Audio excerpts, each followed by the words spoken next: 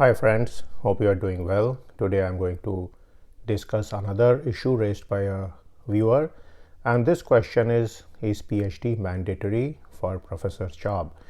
Now, interestingly, when I was doing my PhD in the 1990s in US, there were a few professors in our department who did not have PhD. So these people often had a master's degree and they had often good experience in the industry, in national labs and so on. And in those days, it was possible for such people to become full professors and even directors of centers of excellence and so on. So why was this possible? One of the reasons is that in many departments, there were not enough people who had PhD degrees.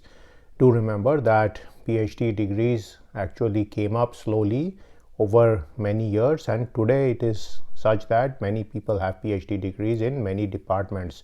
But many years ago, it was possible for certain departments to be there where it was really very difficult to get PhD degrees, and certainly this kind of situation is not present today.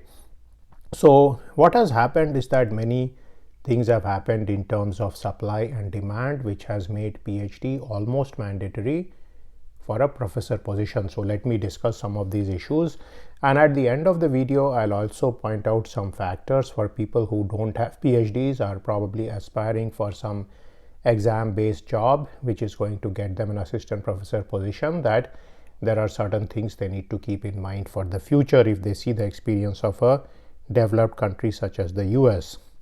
So the first issue was that there was a development of the science, industry, military complex, and this complex essentially required a lot of research to be done, and this research was such that it had to be done at relatively low cost. So one of the approaches to do this research was to create a large amount of PhD infrastructure. So many of the research grants were directed toward professors who would then hire PhDs.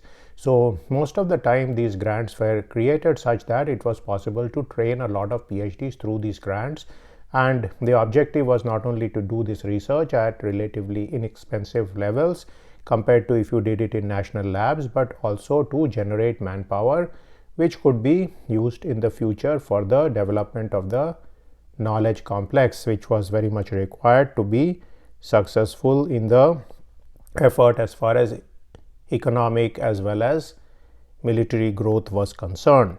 Now, the second issue was that slowly a postdoc culture started developing also, and this happened primarily in the health sciences and in the biological fields. And this happened because in some of the health science type of research, a PhD may not be sufficient. You may not need to do even more study. You may need to actually have a PhD to do good research. So many organizations such as the National Institute of Health and so on, they would fund a very large amounts of projects where postdoctoral employees used to be hired, and these guys used to do research on many important biological problems. So even today, if we look at the health sciences infrastructure, the life sciences infrastructure, these often rely on the postdoc. So again, in this kind of situation, it's not only necessary that people have PhDs, but they also have a postdoc. So what happened through these many years of PhD and postdoc production was that there were a lot of people out there in the market. So we can say there was a PhD glut, there was a postdoc glut, and there were a lot of applicants applying to any open position for assistant professor jobs. So this would lead to very severe competition, and very often people from the top universities with PhD degrees were the only one who got jobs, and this is generally a case you can see throughout the US system. So one of the things this did is that it made it very difficult for a person who just had an MS degree, even if this person was a very substantial expert in the field, to get an academic position. Now, even today, if you see the various professors of practice jobs out there, you will see that many of these people actually do have a PhD, because the PhD production was so large that a lot of PhDs actually got job in various companies, in various national labs. And so nowadays it is possible that you will find many people at the level of technical fellow, principal engineer, principal scientist in various companies who can actually come and work in a university either as a professor of practice or even as a professor. So this has become very much possible because so many people actually have the PhD degree. So I would say that it has become really difficult nowadays to get a faculty position without a PhD degree. It was not always the case in most countries, but today I would say it is most certainly the case in many developed countries. Now there are many developing countries where it is possible to get the assistant professor job without the PhD, and this is primarily again a relationship of supply and demand, because for example in some countries there are a lot of private colleges which have come up and there are not enough PhD graduates who can take up positions in these colleges. So what these colleges do, they not only hire master's degree people, but sometimes they may even hire a bachelor's degree people, and sometimes they try to make one person in the department have a PhD. This is very often the head of the department or some senior professor who essentially guides these particular student.